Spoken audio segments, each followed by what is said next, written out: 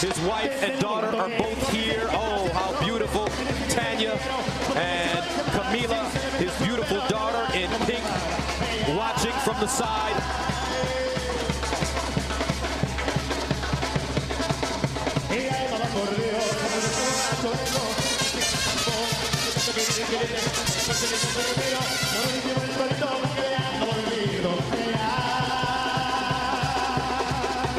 Antonio Demarco from Los Mochis, Mexico.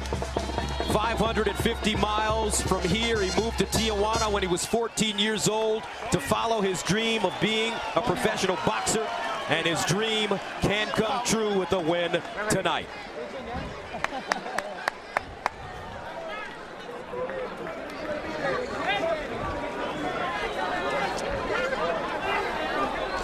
But it won't come easy. El Inca, the champion, Edwin Valero, has blazed a trail through the super featherweight and lightweight divisions, knocking out all comers in dramatic fashion, and he's done it with very little exposure from the American public for various reasons. Yeah, and even other parts of the world. He had a bicycle accident in 2001 that created an abnormality in medical tests on his brain.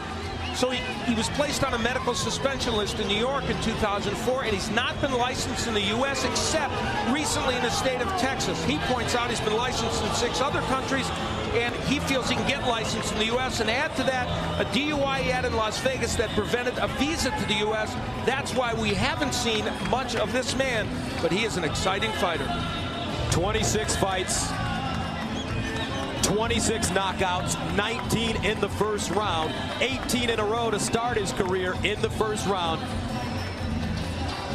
He is this, as you look at all these great fighters with this great knockout percentage, 3 heavyweights, a middleweight, and a super welterweight on that list. And then there's that lightweight, Edwin Valero, with that 26-0 record. And you know, those first 18 that he had in the first round, the fact of the matter is they did come against fighters with at least a better than 500 record, and half of them came on the road. So they shouldn't be totally discounted. A little man with a big punch. And this little man is now being compared to the great Manny Pacquiao. And tonight, for the first time in front of an international audience, he finally gets an opportunity to put his skills on display against the toughest opponent to date. He has certainly not faced anyone as good as Antonio Demarco. Antonio Margarita, he'd be a little bigger for him. The fact is that Demarco is the best fighter he has faced. And that's really an oxymoron, because Demarco's the challenger, and yet Demarco has fought twice as many rounds as a professional as Valero has.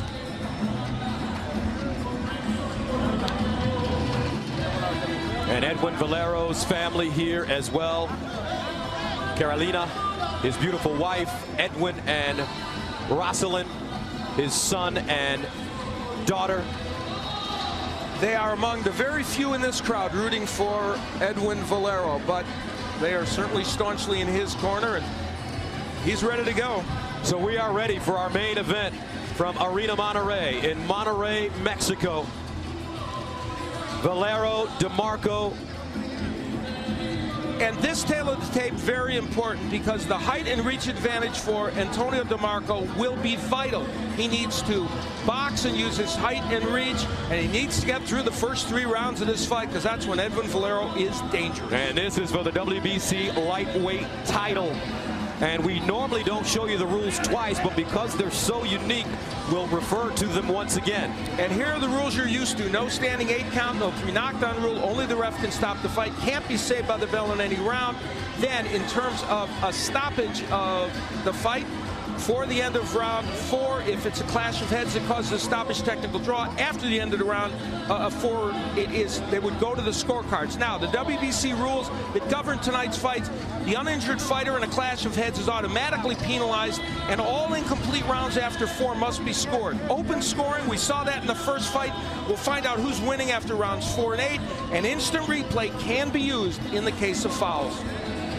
We are ready now for the WBC Lightweight Championship. Edwin Valero against Antonio Demarco. For the formal introductions, let's go to Jimmy Lennon Jr.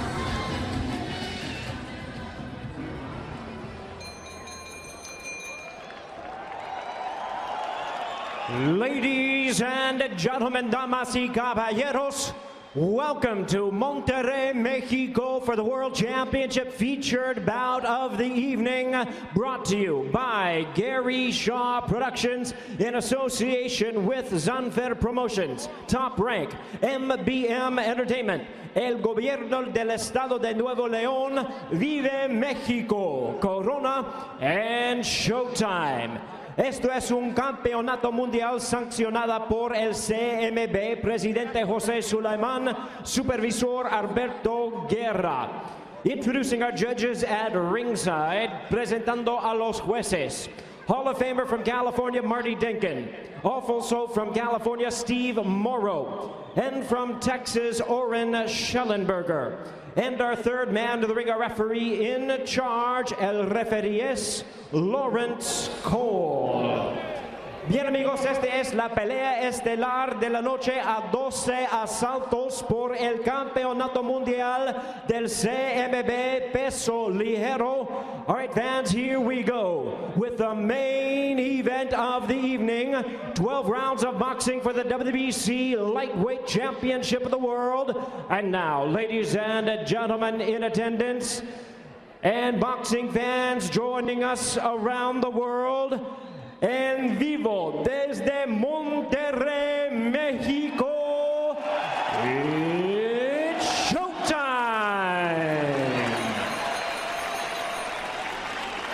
Introducing to you first on my left, fighting out of the blue corner, wearing black trunks with red trim, he weighed in at 135 pounds. Presentando en la esquina azul, tiene un peso de 135 libras. His record 23 wins, 1 loss and 1 draw, with 17 wins coming by way of knockout. Tiene un récord de 23 victorias, 1 derrota y 1 empate con 17 ganadas por knockout. Aquí está el campeón mundial interino del CMB peso ligero de Tijuana, Baja California, México. Here is the interim WBC lightweight champion of the world, introducing Antonio Tony Demarco.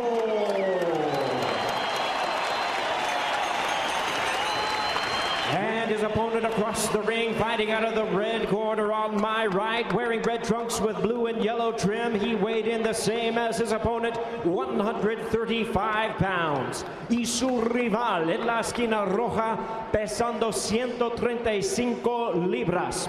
This two-time world champion has established a remarkable record of 26 wins, no losses, with all 26 wins coming by way of knockout.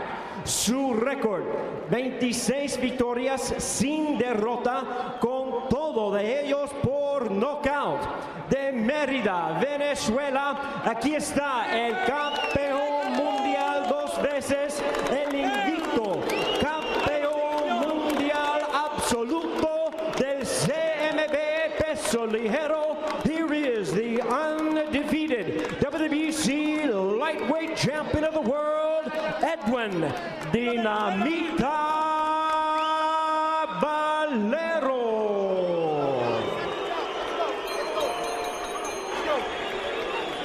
And once again, our referee in charge, now to give instructions, Lawrence Cole. How much Spanish I know. Edwin. Antonio. All right, play limpia y buena suerte. Gracias. And that's like you. Ladies and gentlemen, this is the classic story of the Matador versus the Bull. The Matador. Young Tony Demarco has to use his technique, jab, stay outside, pick his shots, tie him up, and frustrate the champion. The Bull, Edwin Valero, wants to make it fast and furious from the start, throw the youngster out of his comfort zone, get inside, and unleash a blitzkrieg that the 24-year-old has never seen. And we begin. 2 southpaws. Valero would love nothing better than at any point in this first round to push Demarco against the ropes. You can see that's his goal as he continues to move forward. The jab is an important weapon for both men. And Valero uses it mostly as a rangefinder. There's a beauty from Demarco. Demarco, normally a slow starter. Valero said he watched only 2 rounds of tape of Demarco. Demarco and his trainer, Romulo Quirarte, just the opposite. They watched what they could get their hands on of Valero, even though that's not much.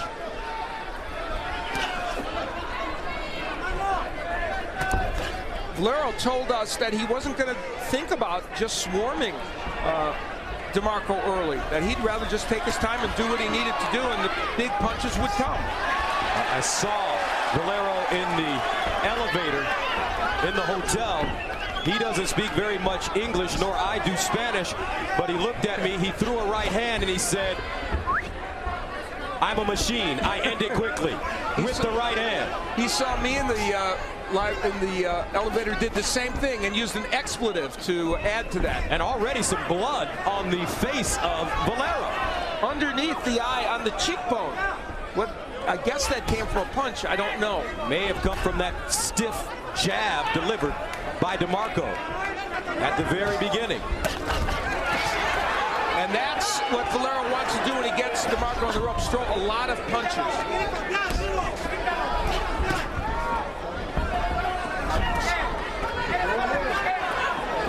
Valero has the mentality of a puncher. He thinks if he hits you, you are going to get hurt and ultimately you're going to go. And that's the mentality as that's the way he proceeds in fights. Demarco is a very accurate puncher, folks. He's a converted right-hand puncher. Decided to turn southpaw when he watched his uncle, a former prize fighter, who was a southpaw fighter. So he has a lot of strength in the right jab and the right hook, and he'll go under and over with it. There's the first good left hand from Valero. Let's see what it did to Demarco. He landed a really good one. And a cut on the right cheek of Valero. Also a rags to riches story.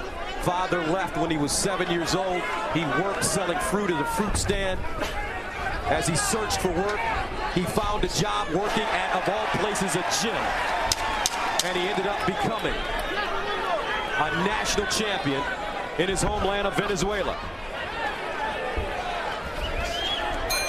And that's the end of the first round.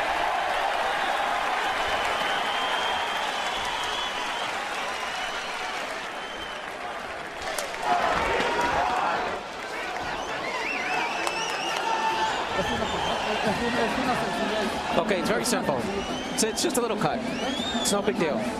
It's nothing. It is nothing. Nothing. Tranquilo, no se me desespere. Okay? Demarco landed this punch that we believe caused the cut. That was the really good jab that we believe caused the cut on the cheekbone of Edwin Valero. The jab was a very effective weapon for Demarco on that one, and that's where he wiped the blood. But Valero was able to land a telling straight left hand. That second one was the good punch. Demarco was able to take it very, very well. Round 2 scheduled for 12 for the WBC lightweight title. Edwin Valero, the champion, in red. Antonio, the kid Demarco, in black. The Demarco people believe that if they can take this fight into the 5th or 6th or 7th round, they'll do well. Although we should say that Valero has won his recent fights in that same time frame with stoppages. That's where Demarco doesn't want to be against the ropes, and he motors off it. Demarco's people telling us that they want to keep this fight in the center of the ring. There's a left hand by Valero grazing the head, but look how peaceful, how tranquil Antonio Demarco is. Very relaxed to start this fight. He is. The one mistake he's making, and Valero's taking advantage of it, is he's bending down a bit, and Valero's starting to land some of those straight left hands. As when Demarco bends in, that's a big mistake, and Valero's got the power with that straight left. He's just like a freight train with that left hand. He's always got an eye toward throwing it. I'll say it again, Demarco a slow starter. He'll pick his shots, but he really turns his punches over.